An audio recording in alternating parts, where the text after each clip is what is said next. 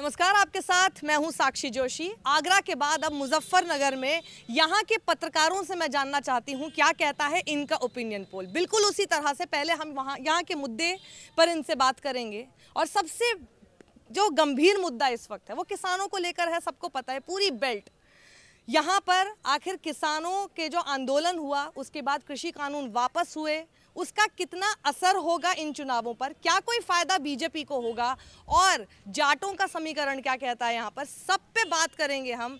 और opinion poll आखिर तक इस वीडियो को देखना मत छोड़िएगा क्योंकि ओपिनियन पोल तो वहीं पर आपको मिलेगा। 6 विधानसभा सीटें हैं जो अभी सारी की सारी बीजेपी के पास हैं। क्या उसमें से सीटें कुछ कम होने की संभावनाएं हैं या फिर वहीं पर बीजेपी इस वक्त स्ट्रॉन्ग 6 की 6 सीट पर नजर आ रही है? क्या कहते हैं यहाँ के पत्रकार? सबसे पहले मैं राकेश शर्मा जी से जानना चाहती हूँ क्योंकि ये सभी मानते हैं कि ये सबसे सीनियर यहाँ के जो जर्नलिस्ट हैं वो हैं राकेश शर्मा जी। अलग अलग संस्थानों में काम कर चुके हैं, इस वक्त एक अखबार में काम कर रहे हैं। राकेश जी, जैसे मैंने जिक्र किया मुजफ्फरनगर आई हूँ तो मैं किसानों की बात सबसे पहले करूँ। ये जो किसान आंदोलन हुआ, इसका जो मुद्दा है यहाँ पर, उसका कितना असर दिखाई दे रहा है आपको चुनाव में तब्दील होते हुए और उसके रिजल्ट में तब्दील होते हुए? देखिए मैम, मुजफ्फरनगर जो है वो जाट बाहुल्य और किसान बाहुल्य इलाका है और किसान बेल्ट है और चुनाव को किसान बेल्ट हर बार प्रभावित करती रही है। लेकिन इस बार क्योंकि लंबा आंदोलन चला है कृषि कानूनों के खिलाफ और ज़िले में जो एक पुराना समीकरण वेस्ट यूपी का चलता रहा है मुस्लिम प्लस जाट वाला, वो एक बार फिर नए करवट ले रहा है। चौधरी चरण सिंह के ज़माने से ये चल रहा है, लेकिन 2013 का जो दंगा हुआ उसके बाद ये समीकरण बिखर गया था और आंदोलन के बाद एक बार फिर जो है जाट और मुस्लिम जो समीकरण प्रभावित समीकरण होता है ज़िले का, वो फिर नई ऊंचाई की तरफ बढ़ रहा है। तो निश्चित रूप से क्योंकि चुनाव आने जनवरी फरवरी में चुनाव होना है और तमाम दल लगे हैं और 100% इस गठबंधन के बनने से, सपा रालोद के गठबंधन के बनने से भाजपा को इस बार जो है कड़ा मुकाबला झेलना पड़ेगा। भाजपा को कितना कड़ा मुकाबला झेलना पड़ेगा वरुण शर्मा? देखिए, मैं आपको बता दूं, जैसे ग्रामीण क्षेत्रों की अगर सीटों की बात करें तो कहीं ना कहीं किसान आंदोलन प्रभावित करता है जो भी चुनाव होने। लेकिन अगर शहर सीट की बात करें, भाजपा की सीट है, कपिल देव अग्रवाल कैंडिडेट हो सकते हैं भाजपा के, और शहर में कोई फ़र्क इस आंदोलन का नहीं पड़ेगा। भाजपा ने ज़मीनी स्तर पर महिलाओं के लिए भी काम किया है और जो रोज़गार देने का काम किया है वो भी भाजपा ने किया है। तो मुझे लगता नहीं कि शहर सीट पे कोई किसान जो आंदोलन है या कृषि बिलों का कोई प्रभाव। शहर वाली सीट पे अच्छा, अब ओपिनियन पोल पे तो बाद में आऊँगी मैं। दीपक वत्स, दीपक, आपको क्या लगता है कि पिछले 5 साल में आप यहाँ पर कवर कर रहे हैं, लोगों से जाके बात कर रहे हैं, लोगों के अंदर किसी बात को लेकर नाराज़गी आपको दिखती है और अगर है तो क्यों? हर मिनट, हर साल, हर वर्ष मुद्दा चेंज होता है। इस वर्ष किसानों का मुद्दा खड़ा हो गया।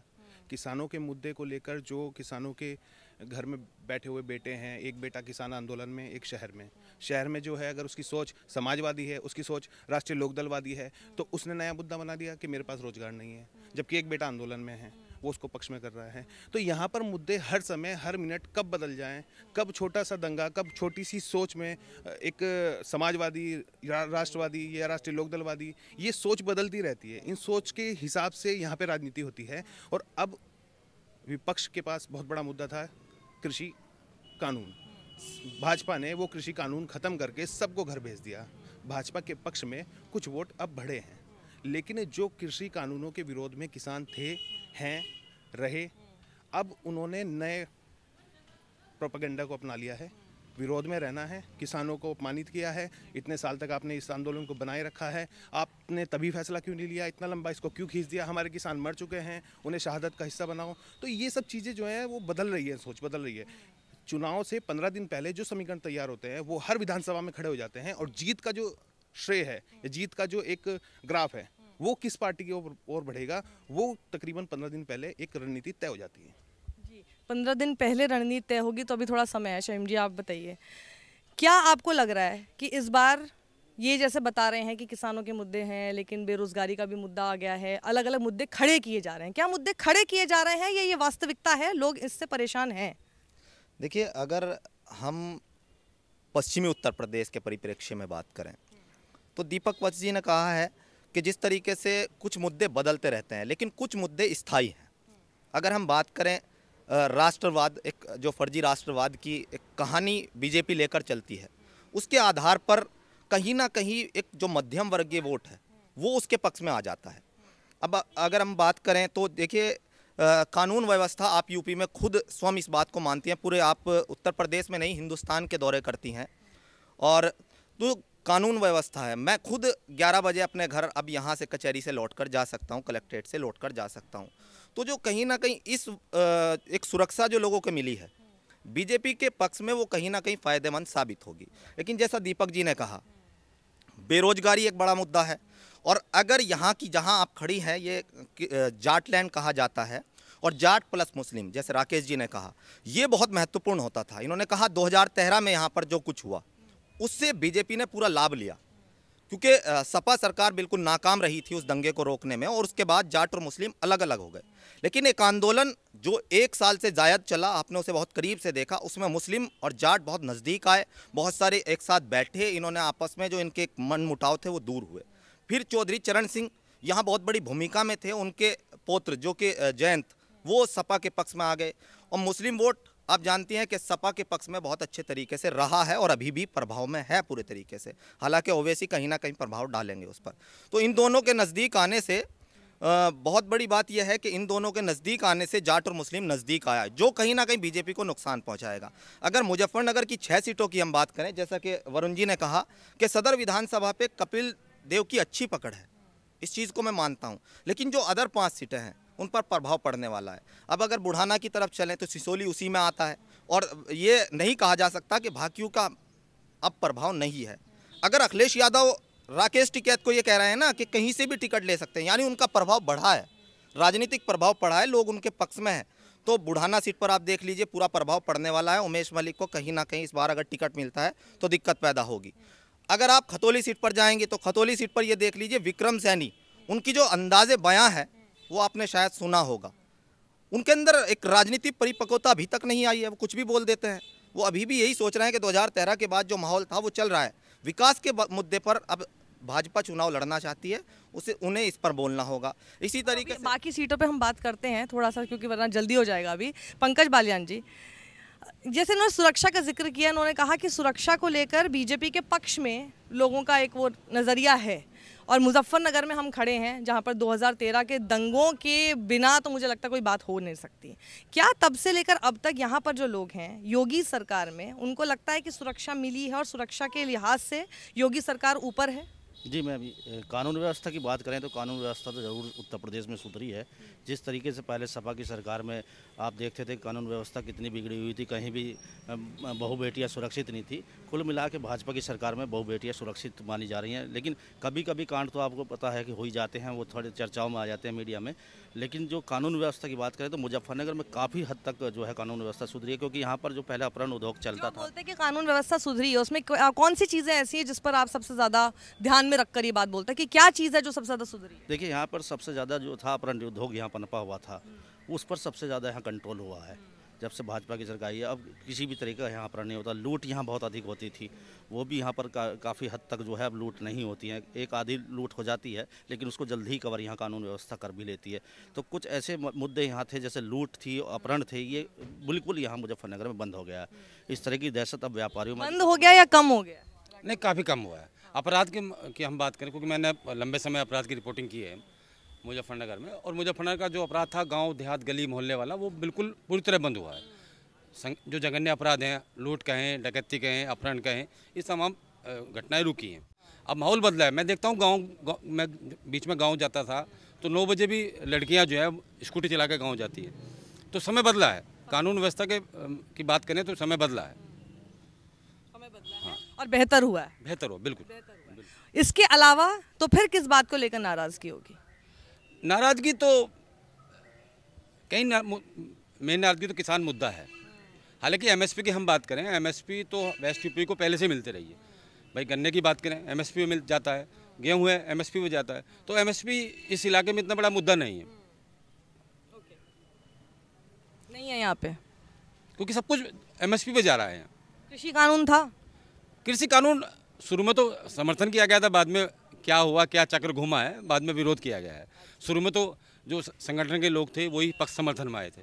लेकिन बाद में कुछ चक्कर बदला है, फिर विरोध में खड़े हो गए और उसका निसंदेह भाजपा को कि जो भाजपा की जो सत्ता है वो प्रभावित होगी। देखिए राजनीतिक दल राजनीति करते हैं और उनका काम यही है, वो कुछ ना कुछ तरीके से ऐसी चीज़ें करते हैं जो कि उनके पक्ष में आए।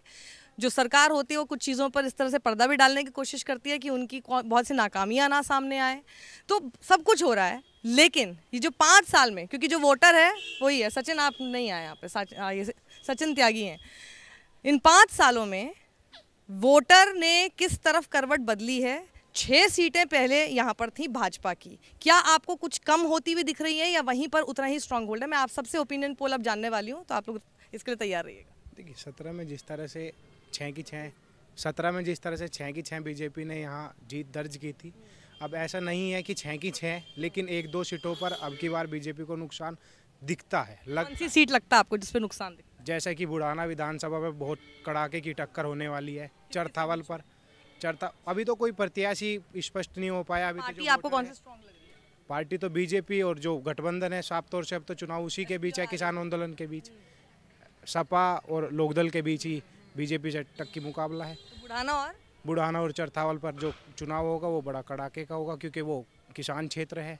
वहाँ किसानों के जो मुद्दे हैं, गन्ना भुगतान हो, चाहे वो विभिन्न किसान आंदोलन के मुद्दे हो, वो सबसे बड़े अपनी पकड़ बनाए बैठे हैं। आपके हिसाब से 2 सीटों पर तो एकदम कड़ा मुकाबला है बीजेपी के लिए, और बाकी 4 सीटों पे क्या वो सेफ है?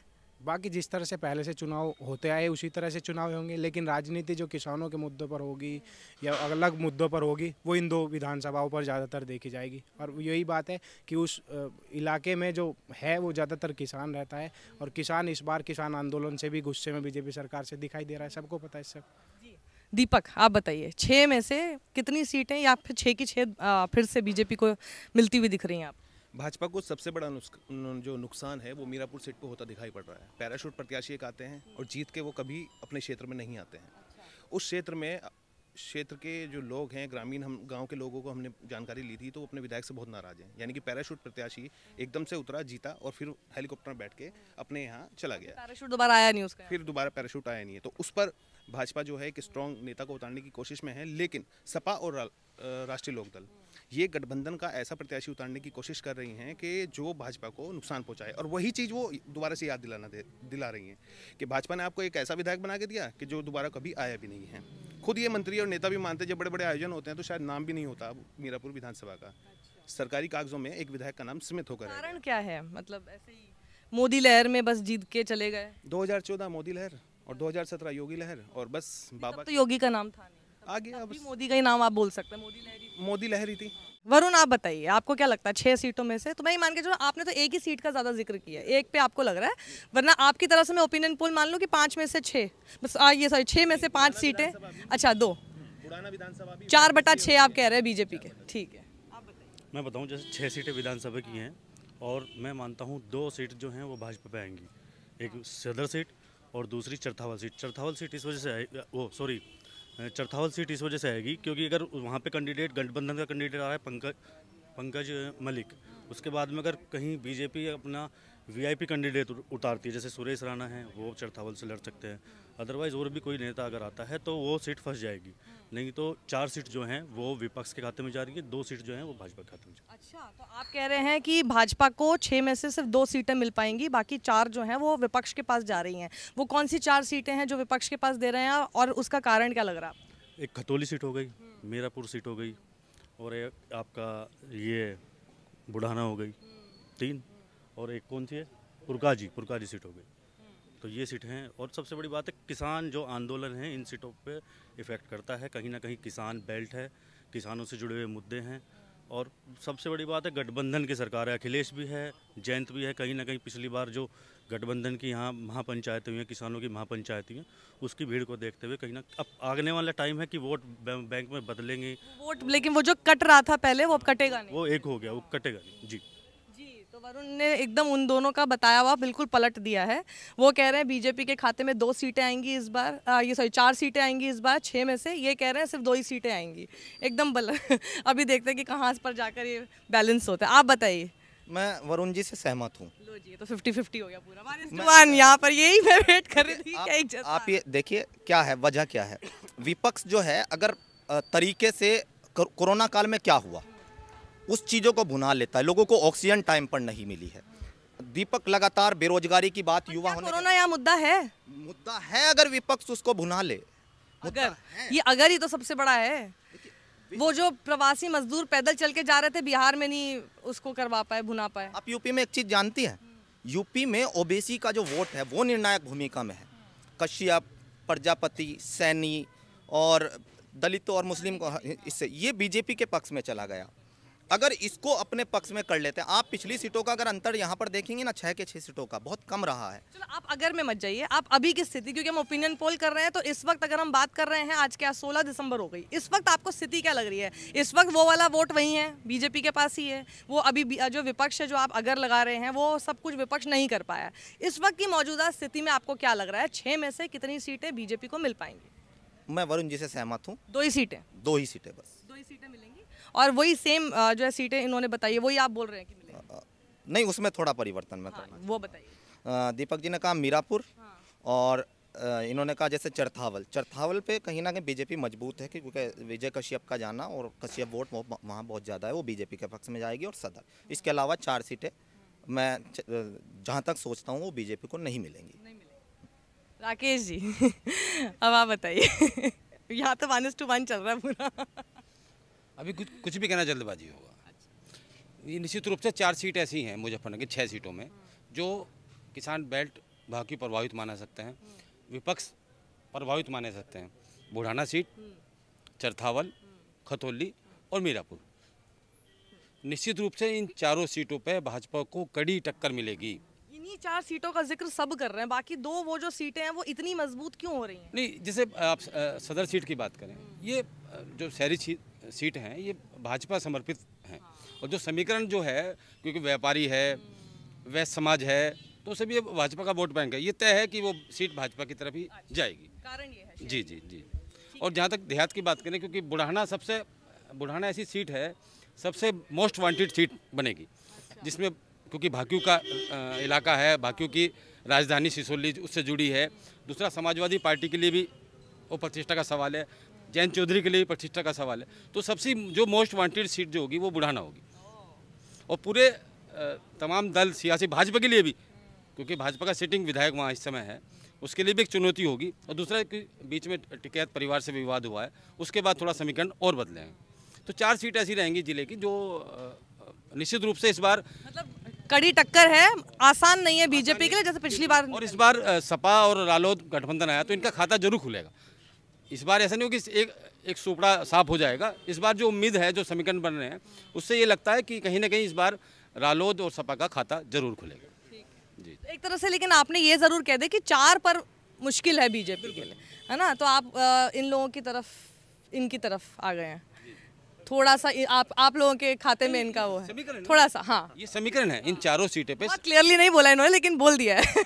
नहीं, अभी नहीं मैम, अभी बहुत जल्दबाजी होगा, क्योंकि गठबंधन के प्रत्याशी अभी नहीं आए हैं। और ये खुलासा नहीं हुआ कि कौन सी गठबंधन। मैं बिल्कुल मानती हूँ, क्योंकि कहीं पर अगर आपको पसंद नहीं है आपका एमएलए, लेकिन वो अगर बदल दिया जाए, जैसे वो बता रहे कि वो पैराशूट होकर आए लेकिन 5 साल से नहीं आए, जाति का बहुत फर्क पड़ता है, तो वो टिकट वितरण पे तो बहुत फर्क पड़ता ही है। आप बताइए पंकज जी। बिल्कुल, राकेश जी की बात से मैं सहमत हूँ कि 4 सीटें ही यहाँ प्रभावित करेंगी भाजपा को। जो इन्होंने नाम लिए हैं, मीरापुर, खतौली और बुढ़ाना तो हॉट सीट रहेगी इस बार, क्योंकि बुढ़ाना हॉट सीट इस वजह से भी रहेगी, दंगे से भी प्रभावित रही है वो सीट। और जिस तरीके से वहाँ जाटों के साथ में जिस तरीके से मुकदमे वहाँ लिखे गए थे, भले ही विधायक बीजेपी के वहाँ रहे हों, फिलहाल जो सिटिंग बीजेपी के जो विधायक हैं वहाँ, उन्होंने काफ़ी हद तक दंगों के जो मुकदमे हैं उन पर से हटवाए भी हैं। लेकिन जो नौजवानों में जो स्थिति है वो राष्ट्रीय लोकदल को लेकर ज़्यादा मजबूत है वहाँ पर। तो इसलिए मैं कह सकता हूँ कि वहाँ पर इस वक्त जो है राष्ट्रीय लोकदल जो है वहाँ प्रभावित उस सीट को बहुत अधिक करेगी। प्रभावित में जब आप बोलते हैं तो थोड़ा कॉन्फिडेंस के साथ ये बोल सकते हैं कि हार सकती है बीजेपी, या अभी आप प्रभावित शब्द का इस्तेमाल करना चाहिए? प्रभावित शब्द की बात करूँगा, क्योंकि वहाँ पर चेहरा बहुत इंपॉर्टेंट होगा बुढ़ाना में। अगर चेहरा वहाँ पर यही लोकल का होगा और काफ़ी मजबूत होगा तो वहाँ पर से राष्ट्रीय लोकदल जरूर जीत जाएगी। दूसरी बात, भविष्य गर्भ में है चरथावल सीट, वहाँ पर कुछ पुराने कैंडिडेट जो पुराने नेता हैं वो इस बार सपा में शामिल हुए हैं, जैसे हरेंद्र मलिक हुए हैं सपा में, वो पुराने चेहरे हैं, काफ़ी मजबूत स्थिति में रहे हैं राजनीतिक स्थिति में। यहाँ जाट बेल्ट, उनको जाट पसंद भी करते हैं। अगर टिकट उनको मिलता है चरथावल सीट से तो बहुत ही मजबूत हो जाएगा उनके लिए जीतना। वहाँ भाजपा को नुकसान हो जाएगा। और खतौली में आपको अभी बताया था मेरे छोटे भाई ने कि वहाँ विक्रम सैनी हैं, वो परिपक्व नहीं है विधायक, वो मोदी लहर में आ गए, तो अभी वहाँ पर भी कोई ऐसा चेहरा नहीं है। अगर वहाँ पर भारतीय किसान यूनियन में जो राज्य अलावत भाजपा में शामिल हुए हैं, अगर वो वहाँ से टिकट मिलता है तो फिर वहाँ भाजपा की सीट जीतने की उम्मीद हो जाती है। तो कुल मिला के ये है कि अब स्थिति यह भी भविष्य गर्म में है। नहीं, साक्षी एक बात मैं और कहना चाहूँगा इस मामले में, क्योंकि हम एक सिक्के का एक पहलू देख रहे हैं। क्योंकि इस समय जो भाजपा विरोधी जो वोट बैंक है वो थोड़ा उग्र है। जो भाजपा का परंपरागत वोट है वो तो चुप है ना, वो चुप ही साधे हुआ है। अभी उस पर हम ये एक क्लियर नहीं कह सकते ना कि एक तरफ सीट चली जाएगी या इस तरफ चली जाएगी। तो क्योंकि भाजपा का जो वोट बैंक है वो शांत है, वो देख रहा है इस समय, साइलेंट है। और ये जो हम एक सिक्के का एक ही पहलू देख रहे हैं, क्योंकि जो विरोध में खड़े हैं भाजपा के वो ही दिखाई दे रहा है कि विरोध हो रहा है। लेकिन जो शांत है वो भी तो एक वोट बैंक है, उसे हम नकार थोड़ी सकते हैं। और दूसरा मुजफ्फरनगर की जो कल रहा है कि अगर क्योंकि जाट बाहुल्य इलाका है, तो जब जाट एकजुट होता है तो दूसरी जातियाँ हैं, छोटी जातियाँ हैं, तो वो दूसरी तरफ गोलबंद करती है। इसका भी चुनाव में बहुत बड़ा प्रभाव पड़ता है। लेकिन अभी की स्थिति अगर हम बता दें, क्योंकि ये भी बात है कि किस तरह से टिकट वितरण होगा, कौन उनका कैंडिडेट होगा, क्या वही विधायक रिपीट होंगे या फिर उनको बदला जाएगा, इन पर भी बहुत हद तक फ़र्क पड़ सकता है। हम सिर्फ आज की मौजूदा स्थिति के हिसाब से एक ओपिनियन पोल करने की कोशिश कर रहे थे कि आज लोग क्या सोच रहे होंगे यहाँ पर, जब क्योंकि ये सब पत्रकार हैं, लोगों के बीच जाते हैं, हर चीज़ समझते हैं। तो आप ये कह सकते हैं कि 2 पत्रकार ये कह रहे हैं कि भाजपा जो है वो 4 सीटों पर मजबूत स्थिति में है और 2 सीटें खो सकती है। बाकी 4 पत्रकार हैं वो थोड़ा सा उलट उसके ये बोल रहे हैं कि जो भाजपा है वो 4 सीटों पर बहुत मजबूत नहीं है। लेकिन ये भी नहीं कह रहे हैं कि एकदम हार ही जाएगी, लेकिन ये भी हो सकता है कि हार जाए अभी की अगर स्थिति देखी। और बाकी 2 सीटों पे भाजपा बिल्कुल मजबूत है। 4 सीटों पर भाजपा को नुकसान हो सकता है अगर उन्होंने वो सब चीज़ें नहीं की जैसा कि यहाँ पर पत्रकारों ने बताया है। आगे भी हम और भी पत्रकारों से अलग अलग ज़िलों में जाकर पूछेंगे क्या कहता है उनका ओपिनियन पोल, जिससे आपको ये अंदाज़ा लग सकेगा कि क्या हो रहा है इस वक्त उत्तर प्रदेश के चुनावों में, जिस पर सबकी निगाहें टिकी हुई हैं। कैमरा पर्सन अरविंद चौरसिया के साथ साक्षी जोशी।